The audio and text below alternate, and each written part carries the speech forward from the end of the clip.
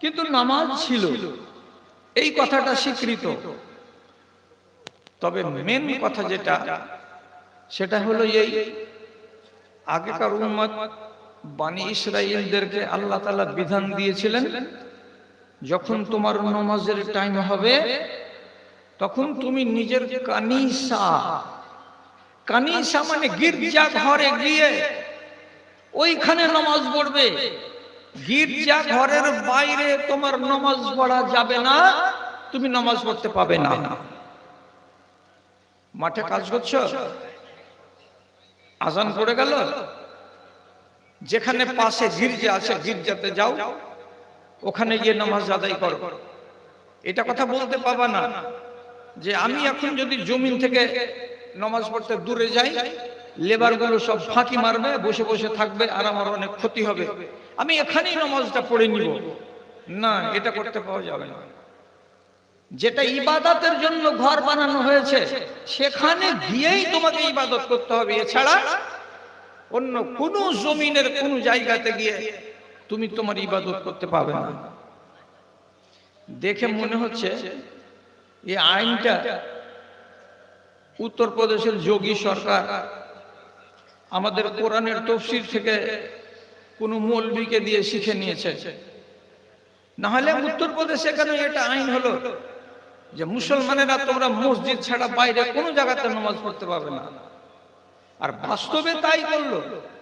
40 জন চিল্লা দেওয়া লোক তবলিগি জামাতের আসাম থেকে বাসে চড়ে যাচ্ছিল, তো যখন দেখলো যে টাইম তো হয়ে গেছে জোহরের, রোডের এক সাইডে বাসটাকে খাড়ো করে দিয়ে এই আল্লাহর বান্দা 40 জন নামাজে খাড়ো হয়েছে।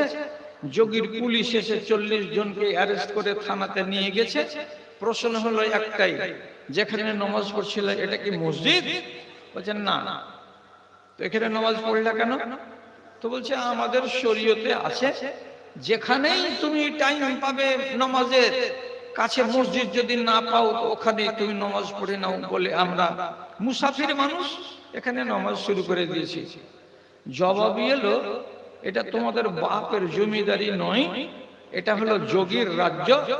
এখানে আইন আছে, যেখানে সেখানে তুমি নামাজ পড়তে পারবে না। অতএব তোমাদেরকে লকআপে ঢুকানো হবে, তারপরে তোমাদের নামে একটা কেস হবে। শেষে বেচারাকে জামিন নিয়ে ওখান থেকে মুক্ত হয়ে বাড়ি যেতে হয়েছে। এইটাই হুবাহু কথা বললাম যে বানি ইসরাইলেরা নিজেদের ইবাদত গাহে ইবাদত করতে পারে না।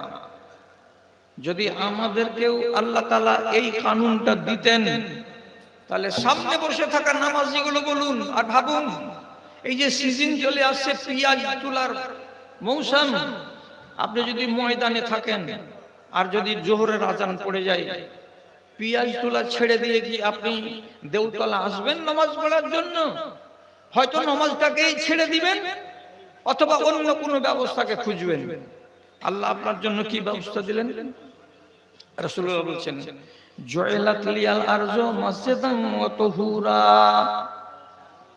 আল্লাহ রাব্বুল আলামিন আমার জন্য মানে আমার উম্মতিদের জন্য সারা দুনিয়ার যত জমিন আছে সমস্ত জমিনকে পাক বলে ঘোষণা করেছেন, এবং ওই পবিত্র জমিনে যেখানেই নামাজ পড়ার ইচ্ছা হবে, যেখানেই নামাজ পড়ার সময় হবে, দরকার হতে গেলে সে নামাজ পড়ে নিতে পারবে, এতে কোনো বাধা নাই। ছাড় পেলাম তো, ছাড় যদি বেশি করে পেয়ে যাই তাহলে ওরা ছিল চরম পন্থায় আর আমরা চলে গেলাম নরম পন্থায়, অর্থাৎ মাটিতে। তা আমি যে মধ্যম বলছি, তো মধ্যম কেমন করে হলাম এবার বুঝেন। রাসূলুল্লাহ বলছেন সারা দুনিয়ার মাটিকে তোমাদের জন্য পাক করা হয়েছে, নামাজ তোমরা পড়তে পারো।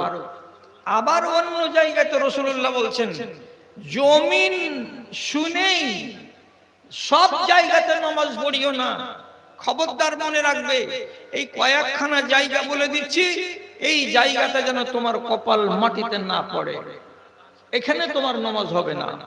কি কি? কবরস্থানে নামাজ পড়া যাবে না, এক। 2 নম্বর, যেটা তোমার বাড়ির গোসলখানা